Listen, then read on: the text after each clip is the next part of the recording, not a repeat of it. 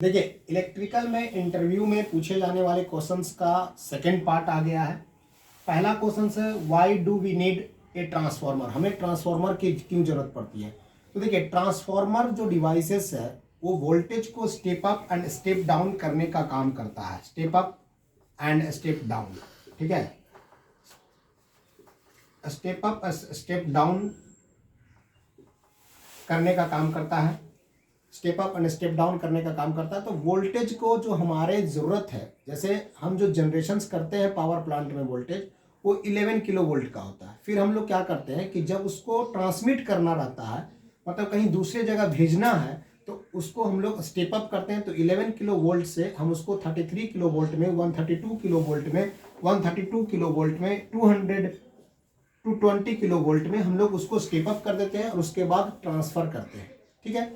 तो वहाँ पे हमें ट्रांसफार्मर की ज़रूरत पड़ गया कि ट्रांसफार्मर का ज़रूरत है। और दूसरा, जब हमें घर में यूज करना है, वोल्टेज का यूज करना है, पावर का यूज करना है, इलेक्ट्रिकल पावर का, तो हम लोग डायरेक्टली कोई भी सिंगल फेज जो मशीन्स है उसको डायरेक्टली हम लोग बहुत हाई वोल्टेज पे नहीं चला सकते, क्योंकि वो 220 वोल्ट पे चलता है या 440 वोल्ट पे चलता है। तो हम लोग क्या करते हैं कि अपने घर के पास एक ट्रांसफार्मर लगाते हैं। ट्रांसफार्मर क्या करता है, उस वोल्टेज को स्टेप डाउन कर देता है, स्टेप डाउन कर देता है, ठीक है, स्टेप डाउन कर देता है, स्टेप डाउन कर देता है। उस वोल्टेज को स्टेप डाउन करके हम लोग अपने घर में जो लगे हुए अप्लायंसेस है उसका यूज करते हैं। तो ये वोल्टेज ट्रांसफार्मर हम लोग का नीड्स है, ठीक है, ये मेरा आंसर है उसका। कैन डीसी भी अप्लाई टू द ट्रांसफार्मर, क्या डीसी हम ट्रांसफार्मर में अप्लाई कर सकते हैं। तो देखिए, अगर अप्लाई करते हैं तो क्या प्रभाव पड़ेगा ट्रांसफार्मर पे।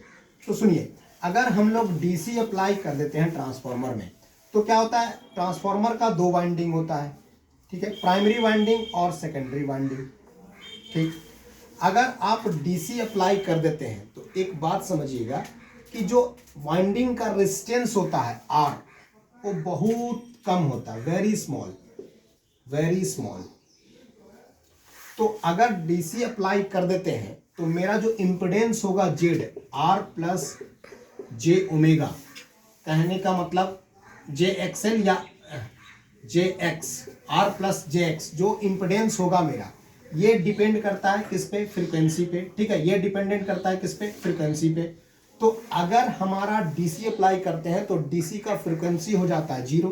डीसी का क्या होता है, फ्रीक्वेंसी पूछा जाता है, फ्रीक्वेंसी होता है जीरो, डीसी का फ्रीक्वेंसी। तो अगर फ्रीक्वेंसी जीरो हो गया तो ये पूरा टर्म मेरा जीरो हो गया, क्योंकि ये फ्रीक्वेंसी डिपेंडेंट है। इसको हम लोग ऐसे लिखते हैं, एक्सएल इक्वल टू 2πfl। तो यहाँ पर क्या होगा, फ्रीक्वेंसी जीरो, तो एक्सएल का वैल्यू जीरो, मतलब ये वैल्यू क्या हो गया, जीरो हो गया। तो मेरा क्या बता, इंपेडेंस बता सिर्फ और सिर्फ आर, और आर मेरा क्या होता है, बहुत ही छोटा वैल्यू होता है। जो रेजिस्टेंस होता है ना ट्रांसफार्मर के इंटरनल वाइंडिंग का रेजिस्टेंस बहुत कम होता है। तो आई इक्वल टू हम लोग क्या लिख सकते हैं, वी बाई आर, ठीक है। वी तो ठीक है, आर मेरा क्या हो गया, बहुत छोटा हो गया, बहुत छोटा वैल्यू हो गया। तो आई मेरा क्या करेगा, आई मेरा बहुत ज्यादा इंक्रीज कर जाएगा। और जब आई मेरा इंक्रीज कर जाएगा, करंट मेरा बहुत ज्यादा बढ़ जाएगा इंटरनल वाइंडिंग में, तो क्या होगा, आर क्यों छोटा हो गया, क्योंकि जेड मेरा देखिए छोटा हो गया। आर जेड का वैल्यू क्या होगा, इंपेडेंस का आर के बराबर हो गया, और आर मेरा बहुत स्मॉल वैल्यू है। तो डिनोमिनेटर का वैल्यू अगर घट गया तो ये जो टोटल वैल्यू है वो इंक्रीज कर जाएगा। तो मेरा आई क्या हो गया, करंट मेरा बहुत ज्यादा इंक्रीज कर गया। अब जब करंट इंक्रीज कर गया तो हिट के फॉर्मूला पढ़े होंगे, I square R T. Current increase कर गया तो इसका मतलब हिट जो प्रोड्यूस करेगा ना वाइंडिंग, वो बहुत ज्यादा प्रोड्यूस करेगा। तो कहने का मतलब जो आपका वाइंडिंग है ट्रांसफार्मर का वो जल जाएगा। अगर आप डीसी अप्लाई कर देते हैं तो ट्रांसफार्मर में, तो आपका ट्रांसफार्मर का वाइंडिंग जल जाएगा। तो इसका आंसर ये हुआ। आप इस तरह से इसको समझा करके इंटरव्यूअर को बता सकते हैं। अब चलिए नेक्स्ट क्वेश्चन क्या है, बात करते हैं यहाँ फ्रीक्वेंसी की, कि फ्रीक्वेंसी आखिर क्या चीज होता है। देखिए, तो फ्रीक्वेंसी क्या होता है ना, कि कोई भी वेवफॉर्म, ठीक है, जो 1 मिनट में जितना साइकिल कंप्लीट करता है, ठीक है, एसी मतलब अल्टरनेटिंग करंट 1 मिनट में जितना साइकिल कंप्लीट करता है उसी को फ्रीक्वेंसी कहा जाता है।